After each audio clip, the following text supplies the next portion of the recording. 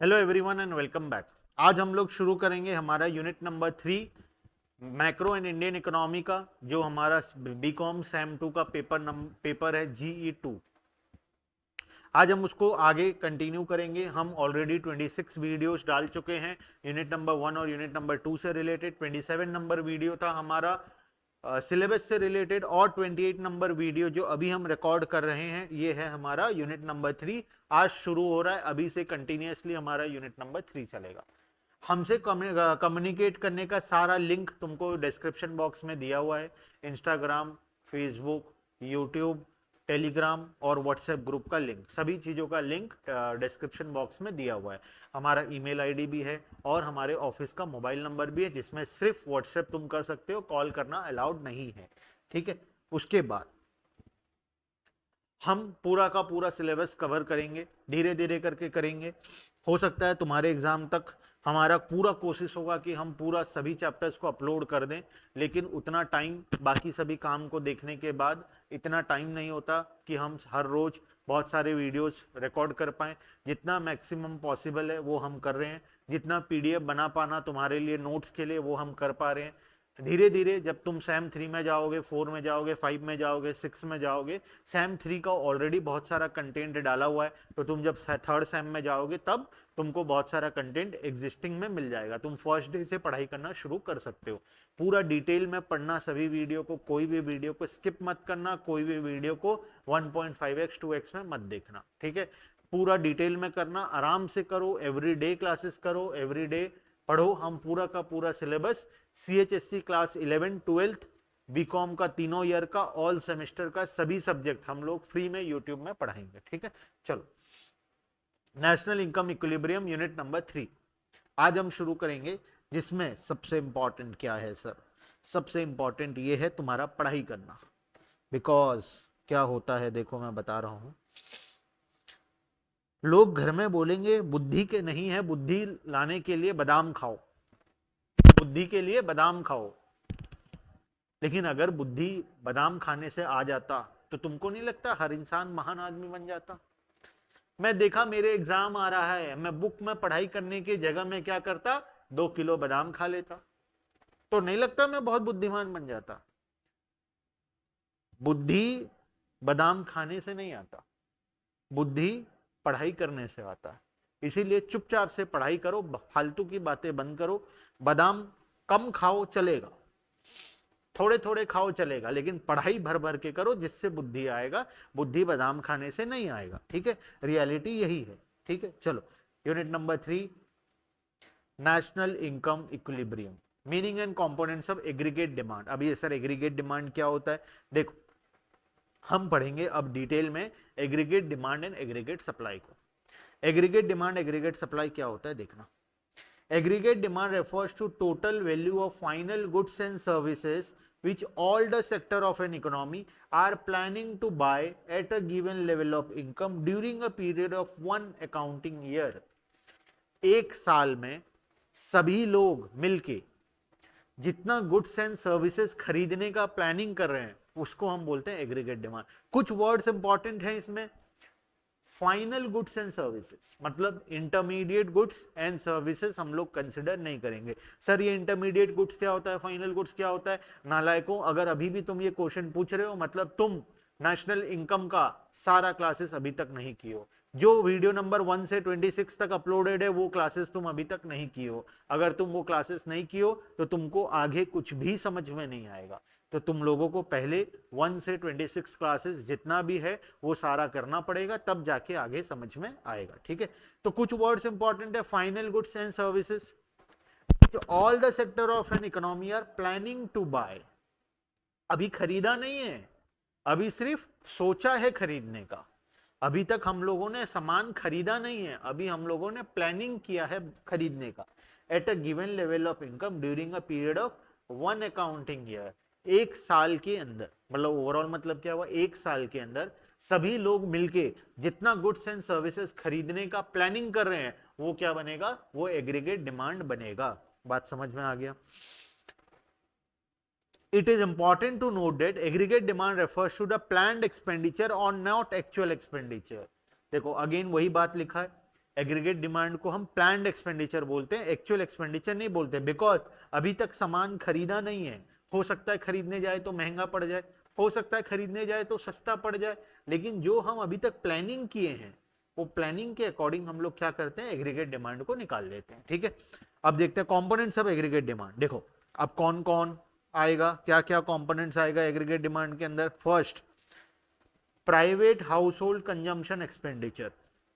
Private house hold consumption expenditure, private मतलब हम private इंसान, हाउस होल्ड चार प्रकार के सेक्टर्स होते हैं इकोनॉमी में, house hold, business, government and foreign. Video में पढ़े हो, स्टार्टिंग में 1 से 26 नंबर वीडियोज में पढ़े हो।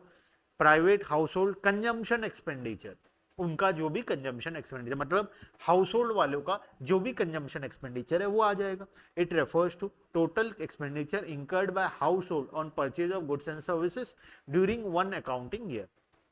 It must be kept in mind that consumption expenditure we are discussing is ex ante। ex ante का मतलब होता है किसी भी चीज के होने से पहले। अगर हम होने से पहले उसके बारे में बात करें मतलब हम एक्स एंटे हैं, और अगर हम होने के बाद उसके बारे में बात कर रहे हैं तो हम एक्स पोस्ट हैं। एक्स पोस्ट मतलब वो चीज ऑलरेडी हो चुका है। तो हम लोग यहाँ पे बात किए थे, क्या हम सामान खरीद चुके हैं? नहीं खरीदे हैं अभी तक। हम खरीदने का सोच रहे हैं। जब हम खरीदने का सोच रहे हैं तो वो इंसिडेंट होने से पहले हम सोच रहे हैं, ऑब्वियस सा बात है। तो इसीलिए ये होता है प्लान्ड कंजम्पशन एक्सपेंडिचर, इसको बोलते हैं एक्स एंटे। ठीक है, उसके बाद है सेकंड कंपोनेंट। सेकंड कंपोनेंट में क्या है? इन्वेस्टमेंट एक्सपेंडिचर, जिसको हम आई के नाम से जानते हैं। सर ये 1 लिखा है, ये 1 नहीं है बच्चों, ये आई है। It refers to total expenditure incurred by all private firms on capital goods. जितने भी प्राइवेट बिजनेस फर्म्स हैं वो लोग कैपिटल गुड्स जितना भी खरीदेंगे वो सारा कहाँ आ जाएगा? इन्वेस्टमेंट एक्सपेंडिचर के अंदर में आ जाएगा। मान लो एक बिजनेसमैन था, वो एक बहुत बड़ा मशीन इंस्टॉल किया, तो वो मशीन में जितना भी खर्च हुआ वो क्या हो जाएगा? इन्वेस्टमेंट एक्सपेंडिचर के अंदर में आ जाएगा। वो एक बिल्डिंग बनाता है जिसमें वो नया फैक्ट्री बैठाएगा, वो कहाँ आ जाएगा? इन्वेस्टमेंट एक्सपेंडिचर के अंदर में आ जाएगा। It includes addition to stock of physical capital assets such as machinery, equipment, building, etc. and change in inventory। देखो दो कंपोनेंट है इन्वेस्टमेंट एक्सपेंडिचर के अंदर, दो कंपोनेंट। पॉइंट नंबर 2, इसके अंदर 2 कंपोनेंट्स। क्या क्या आ गया? एक तो फिक्स्ड एसेट आ गया, दूसरा चेंज इन इन्वेंट्री। जो क्लोजिंग स्टॉक चेंज होता है, मतलब इस साल क्लोजिंग स्टॉक मेरे पास 10 करोड़ रुपए का था, अगले साल क्लोजिंग स्टॉक मेरे पास 15 करोड़ का बच गया, तो जो 5 करोड़ का क्लोजिंग स्टॉक एक्स्ट्रा बच गया वो मेरे लिए क्या है? वो मेरे लिए इन्वेस्टमेंट एक्सपेंडिचर है। ऐसा अकाउंट्स में मत कर देना, ये इकोनॉमिक्स के एनालिसिस के लिए हम ऐसा करते हैं। ठीक है, इकोनॉमिक्स एनालिसिस में जो क्लोजिंग स्टॉक में चेंज आएगा, मतलब पिछले साल जो क्लोजिंग स्टॉक था और इस साल जो क्लोजिंग स्टॉक है, उसमें जो भी डिफरेंस है वो डिफरेंस हमारा क्या बनेगा? इन्वेस्टमेंट एक्सपेंडिचर बनेगा। सर एक बुक में दिया था ओपनिंग माइनस क्लोजिंग, बात बराबर नहीं है। जो लास्ट ईयर का क्लोजिंग होगा वो इस साल का ओपनिंग होगा। तुम चाहे लास्ट ईयर का क्लोजिंग और इस ईयर का क्लोजिंग को आपस में माइनस करो, या फिर इस साल का ओपनिंग और इस साल के क्लोजिंग को माइनस करो, बात तो बराबर है, बिकॉज जो लास्ट ईयर का क्लोजिंग होगा वही इसी साल का ओपनिंग होगा। ठीक है, चलो। And change in inventory, for simplicity it is assumed that in our study that investment expenditure is autonomous, investment are not influenced by income level। Simple बना दिया तुम्हारे लिए, कौन इतना माथा पच्ची करे। इन्वेस्टमेंट एक्सपेंडिचर में 2 प्रकार का है, कैपिटल गुड्स है, एक चेंज इन इन्वेंट्री है। कौन इतना माथा पच्ची करे? इससे अच्छा एक काम करो, हम ऐसा एजम्पशन ले लेते हैं कि हमारा इन्वेस्टमेंट एक्सपेंडिचर चेंज ही नहीं होगा। तुम्हारे बुक में ही एजम्पशन लिख दिया, ऐसा बता दिया कि तुम्हारा इन्वेस्टमेंट एक्सपेंडिचर चेंज नहीं होगा। तुम मान के चलो कि तुम्हारा इन्वेस्टमेंट एक्सपेंडिचर क्या है? जितना था उतना का उतना ही है, मतलब ऑटोनोमस है, वो चेंज नहीं होगा। ठीक है, अच्छी बात है सर, हमें क्या है, हमारे लिए तो और आसान कर दिया। ठीक है, point number 3, government expenditure. Government expenditure मतलब जो गवर्नमेंट खर्चा कर रहा है, किस चीज में खर्चा कर रहा है? 2 प्रकार का खर्चा, एक कंज्यूमर गुड्स के ऊपर और दूसरा कैपिटल गुड्स के ऊपर। It refers to total expenditure incurred by government on consumer goods and capital goods. जितना कंज्यूमर गुड्स के ऊपर खर्च कर रहा है प्लस जितना कैपिटल गुड्स के ऊपर गवर्नमेंट खर्च कर रहा है, वो दोनों को अगर हम मिला देंगे तो गवर्नमेंट का एक्सपेंडिचर मिल जाएगा to satisfy the common needs of the economy. It means government incurs consumption expenditure as well as investment expenditure. और आखिरी फोर्थ पॉइंट है नेट एक्सपोर्ट. नेट एक्सपोर्ट में क्या क्या आता है? Export minus import. हम जितना सामान बाहर एक्सपोर्ट कर रहे हैं माइनस हम जितना सामान इंपोर्ट कर रहे हैं. ये चारों चीजों को अगर हम मिला देंगे तो हमको क्या मिल जाएगा? एग्रीगेट डिमांड मिल जाएगा. तो सर ये टेबल में क्या दिया? ये टेबल में समरी लिखा हुआ है. समरी लिखा हुआ है. ये उन बच्चों के लिए लिखा हुआ है जो फाड़ के एग्जाम में चीट पेपर लेके जाते हैं. ये वो चीट पेपर है, एग्रीगेट डिमांड का चीट पेपर है जिसमें सारा चीज लिखा हुआ है. इसके अंदर चारों कंपोनेंट लिखा हुआ है, चारों का शॉर्ट फॉर्म लिखा हुआ है और एग्रीगेट डिमांड का फॉर्मूला लिखा है जिसमें हम कंपोनेंट 1 2 3 4 चारों को आपस में क्या कर देंगे? ऐड कर देंगे तो टोटल हम लोगों को एग्रीगेट डिमांड मिल जाएगा. बात समझ? सर आप चीट पेपर भी सप्लाई करते हो? मैं सप्लाई नहीं करता बच्चों, मैं तुम्हारे लिए आसान बनाने के लिए ये काम कर देता हूँ. वाह सर वाह, हमारे लिए आप चीट पेपर प्रिंट करके दे रहे हो, ये तो बहुत अच्छी बात है. मैं चीट पेपर प्रिंट नहीं कर रहा हूँ नालायकों, मैं तुम्हारे लिए कॉन्सेप्ट का समरी बना के दे रहा हूँ जिससे तुम पढ़ो और आगे बढ़ो. ठीक है, चलो नेक्स्ट है aggregate demand in two sector model. दो सेक्टर मॉडल मतलब 4 सेक्टर होता है इकोनॉमी के अंदर में. सर कौन सा 4 सेक्टर? मार पड़ेगा मार. 26 ठो वीडियो है और ऑलमोस्ट हर वीडियो में मैं बताया हूं कितने ठो सेक्टर हैं? 4 सेक्टर हैं. लेकिन हमारे सिलेबस में 2 सेक्टर, मतलब टोटल 4 सेक्टर होते हैं. हमको कितना सेक्टर को डिटेल में पढ़ना है? 2 सेक्टर को. सर कौन कौन से 4 होते हैं एक बार रिवाइज करवा दो. Household business firms, household business firms, government और foreign. 4 sector, household business firm government और फॉरेन, ये 4 सेक्टर होते हैं. लेकिन हमारे सिलेबस में सिर्फ 2. कौन कौन? House hold and business. हम गवर्नमेंट को बोलते हैं अपना रास्ता खुद देखो, हम एक्सपोर्ट इंपोर्ट को बोलते हैं अपना रास्ता खुद देखो. हम सिर्फ पढ़ेंगे 2 सेक्टर, इसीलिए इन 2 सेक्टर मॉडल लिखा है बिकॉज हमारे सिलेबस में 2 सेक्टर मॉडल के बारे में डिटेल में हम लोगों को दिया गया है. 3 सेक्टर मॉडल 4 सेक्टर मॉडल हमारे सिलेबस में सिर्फ मीनिंग एंड डेफिनेशन पढ़ना है, डिटेल में नहीं पढ़ना है, सिर्फ मीनिंग एंड डेफिनेशन. ठीक है, समझ में आ गया? चलो, तो 2 सेक्टर मॉडल में 2 ही होंगे. तो कौन कौन 2 आ जाएंगे? Consumption and investment. मतलब पहले 2 कंपोनेंट, 4 कंपोनेंट में से component number 1 and component number 2. Component number 3 और 4 को हम बोल दिए टाटा बाय बाय, बाद में आना. ठीक है, चलो.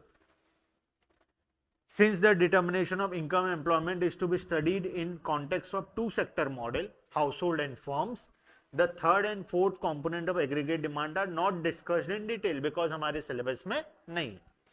So even though aggregate demand has 4 component, we will assume that aggregate demand is a function of only consumption expenditure and investment expenditure C plus I. तो हमारा फॉर्मूला क्या बन गया? पहले फॉर्मूला था C प्लस आई प्लस जी plus x minus M. पहले ये formula था. अगर हम ये दोनों को हटा दें तो हमारे लिए फॉर्मूला क्या बन गया? Aggregate demand equals to C plus I. ठीक है, चलो उसके बाद ये हमको डायग्राम दिया हुआ है. सर ये डायग्राम देख के कुछ ऐसा लग रहा है कि ये बहुत डिफिकल्ट पार्ट है, ये हमसे नहीं हो पाएगा सर. ये काम करो सर आप, हाँ छोड़ दो, आगे बढ़ जाओ. नहीं नहीं बच्चों नहीं, आगे ऐसे नहीं बढ़ेंगे, हम आगे डिस्कस करेंगे. देखना क्या डिस्कस करेंगे.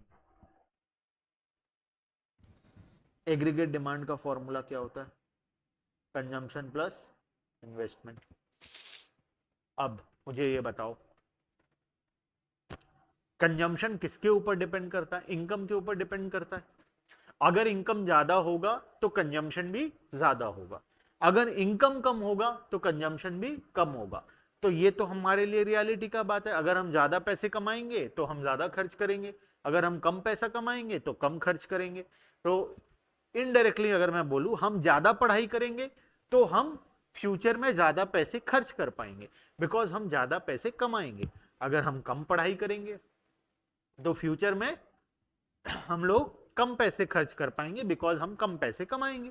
ठीक है, तो अब तुम मुझे एक बात बताओ, अगर तुम नहीं कमाओगे तो क्या तुम्हारा कंजम्पशन बंद हो जाएगा? क्या खाना खाना छोड़ दोगे? क्या जो लोग पैसा नहीं कमाते वो लोग खाना खाना छोड़ देते? कहीं ना कहीं से, किसी ना किसी तरीके से खाना तो खाते हैं, मतलब कंजम्पशन तो करते ही हैं। हो सकता है खराब क्वालिटी का सामान खाएं, कम क्वांटिटी में सामान खाएं, सस्ता प्रोडक्ट खाएं, खराब प्रोडक्ट खाएं, या कुछ भी खाएं, लेकिन कंजम्पशन तो करेंगे। मतलब जिन लोगों का इनकम जीरो है, कंजम्पशन तो वो भी करते हैं। जैसे हमारे बच्चे, जो बच्चे कॉलेज में पढ़ रहे हैं, वो बच्चे कमाते हैं कुछ पैसा, नहीं कमाते, लेकिन फिर भी खाना तो खा ही रहे हैं। कौन दे रहे हैं? पेरेंट्स दे रहे हैं पैसा।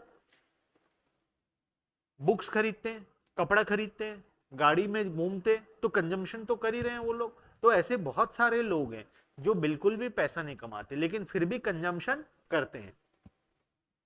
तो मतलब इसका मतलब ये हुआ, अगर इनकम ज्यादा होगा तो कंजम्पशन तो होगा, लेकिन अगर इनकम नहीं है तब भी कंजम्पशन होगा, वो बहुत कम होगा लेकिन होगा।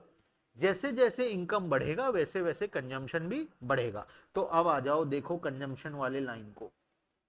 शुरू कहां से हुआ? पॉइंट एस से। बिकॉज जब इनकम जीरो था, मिनिमम कंजम्पशन तो कुछ ना कुछ क्वांटिटी होगा ही होगा, बिकॉज वरना इंसान जिंदा कैसे रहेगा?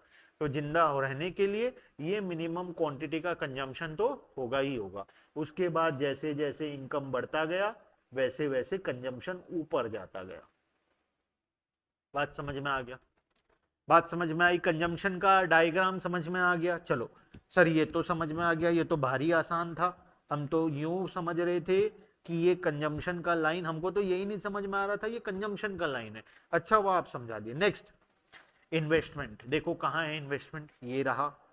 और ये लाइन क्या है? Straight line parallel to X axis. ये एक्स एक्सिस है और straight line parallel to X axis. क्यों? क्या इनकम बढ़ने से इन्वेस्टमेंट नहीं बढ़ता? बढ़ता है, रियलिटी में बढ़ता है। लेकिन हम क्या एजम्पशन लिए थे? तुम्हारा सिलेबस को आसान करने के लिए हम तुम्हारे सिलेबस को आसान करने के लिए दो प्रकार का काम किए। क्या किया? एक तो गवर्नमेंट को उठा के बाहर फेंक दिए, और दूसरा एक्सपोर्ट और इंपोर्ट को उठा के बाहर फेंक दिए। मतलब बचा ही दो कंपोनेंट। क्या क्या? गवर्नमेंट, हमारा house hold and business firms. अब बिजनेस फर्म्स का भी जो इन्वेस्टमेंट एक्सपेंडिचर था वो भी आसान करने के लिए क्या कर दिए थे? हम मान लिए थे कि वो क्या रहेगा? फिक्स रहेगा। देखो कहां माने थे सर ऐसा? हम आपकी बात नहीं मानते। और अगर हम ना माने तो, ना मानो तो फिर पढ़ लो। कैसे पढ़ोगे? बिकॉज हमारा सिलेबस तो यही बोलता है, सारे इकोनॉमिस्ट यही बोलते हैं। Investment expenditure, for simplicity, it is assumed in our study that investment expenditure is autonomous. That is, investment expenditure are not influenced by level of income. चाहे इनकम कितना भी हो, इन्वेस्टमेंट एक्सपेंडिचर चेंज नहीं होगा। ऐसा हम लोग क्या लिए हैं? मान के चले हैं। मान के चले हैं मतलब एजम्पशन लिए हैं। ठीक है, तो इसी वजह से हमारा डायग्राम जो है, कहाँ गया डायग्राम भाई? नीचे है सर, नीचे। ये देखो हमारे डायग्राम में इन्वेस्टमेंट का जो लाइन है वो क्या है? एक्स एक्सिस से पैरेलल लाइन स्ट्रेट बनाया हुआ। बिकॉज इनकम चाहे कितना भी बढ़ जाए, हमारा इन्वेस्टमेंट क्या रहेगा? हर बार सेम ही रहेगा। हर बार क्या रहेगा? सेम रहेगा। चाहे इनकम कितना भी हो जाए, इन्वेस्टमेंट का लेवल क्या रहेगा? सेम रहेगा। लेकिन इन रियल लाइफ ऐसा नहीं होता। इन रियल लाइफ जैसे जैसे इनकम बढ़ता है वैसे वैसे इन्वेस्टमेंट बढ़ता है। ठीक है, लेकिन उस इन्वेस्टमेंट को हम लोग बोलते हैं इंड्यूस्ड इन्वेस्टमेंट। हम पढ़ेंगे हमारे सिलेबस में, उस इन्वेस्टमेंट को बोलते हैं हम लोग इंड्यूस्ड इन्वेस्टमेंट। इंड्यूस्ड इन्वेस्टमेंट क्या होता है? वो इन्वेस्टमेंट जो इंक्रीज होता है विथ इंक्रीज इन इनकम। अगर हम ज्यादा पैसे कमा रहे हैं तो ज्यादा इन्वेस्ट करेंगे, और ज्यादा पैसे कमाएंगे तो और ज्यादा इन्वेस्ट करेंगे। उसको हम बोलते हैं इंड्यूस्ड इन्वेस्टमेंट। यहां पे जो इन्वेस्टमेंट दिया गया उसका नाम है ऑटोनोमस इन्वेस्टमेंट। ऑटोनोमस इन्वेस्टमेंट का मतलब होता है ऐसा इन्वेस्टमेंट जो हमेशा कांस्टेंट रहेगा, चाहे तुम पैसा कमाओ या ना कमाओ या बहुत ज्यादा पैसा कमाओ। ऑटोनोमस इन्वेस्टमेंट हमेशा क्या रहेगा? कांस्टेंट रहेगा। बात समझ में आ गया? सर ये बहुत मजा आया सर समझ के। अब एक और चीज समझो।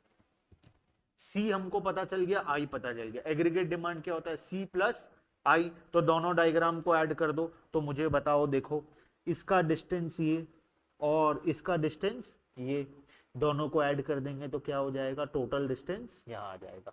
वैसे ही हमेशा ऑटोनोमस इन्वेस्टमेंट कांस्टेंट है और ये वाला पार्ट बढ़ते जा रहा है, तो जब ये पार्ट बढ़ते जा रहा है तो इसके साथ अगर ये वाले पार्ट को ऐड करते जाएंगे तो टोटल क्या होते जाएगा, लाइन बढ़ते जाएगा।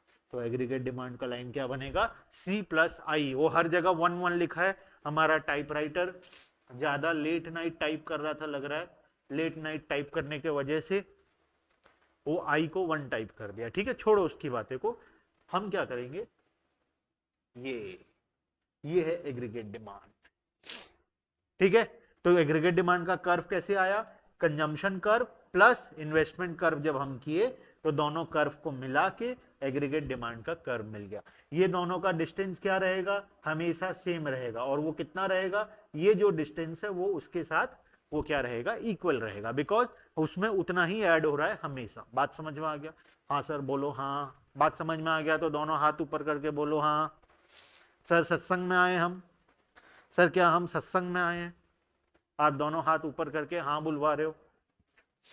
पढ़ाई एक पूजा है जो जिसको तुमको भाव देना पड़ेगा। सर पूजा को हम भाव देंगे, हाँ पूजा को तुमको भाव देना पड़ेगा, अदरवाइज पूजा जीवन से बहुत दूर चली जाएगी, और जब वो जीवन से दूर चली जाएगी तो तुमको जीवन भर संघर्ष का साथ देना पड़ेगा।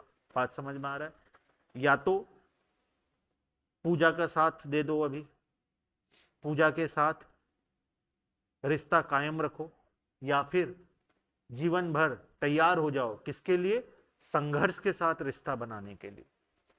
सर ये तो बड़ा गजब बोले आप, ये रियलिटी है बच्चों। या तो हम पूजा के साथ रिश्ता बना के चलेंगे नेक्स्ट 3 4 साल, 3 4 साल अगर हम पूजा के साथ अच्छा रिश्ता बना लिए, सर ये पूजा कौन है, पढ़ाई को मैं पूजा बोलता हूँ, ठीक है, तो पूजा के साथ अगर हम रिश्ता बना के चले तो इतना श्योर है जीवन भर संघर्ष के साथ रिश्ता बनाना नहीं पड़ेगा। लेकिन अगर पूजा के साथ रिश्ता नहीं बनाए तो संघर्ष के साथ रिश्ता बनाना पड़ेगा। ठीक है, चलो तो आज के लिए हमारा टॉपिक को यहीं एंड करते हैं, बाकी का डिस्कशन हम नेक्स्ट क्लास में करेंगे। बहुत इंपॉर्टेंट दो कॉन्सेप्ट को समझे, एक एग्रीगेट डिमांड को समझे, उसके कंपोनेंट्स को समझे, और दूसरा एग्रीगेट डिमांड 2 सेक्टर इकोनॉमी में जो कंपोनेंट होता है, 2 कंपोनेंट इन्वेस्टमेंट और कंजम्पशन, उसका ग्राफ को समझे कि वो किस प्रकार से चेंज होता है। बात समझ में आ गया, आगे का डिस्कशन हम लोग नेक्स्ट क्लास के अंदर में करेंगे। तब तक के लिए bye bye and thank you.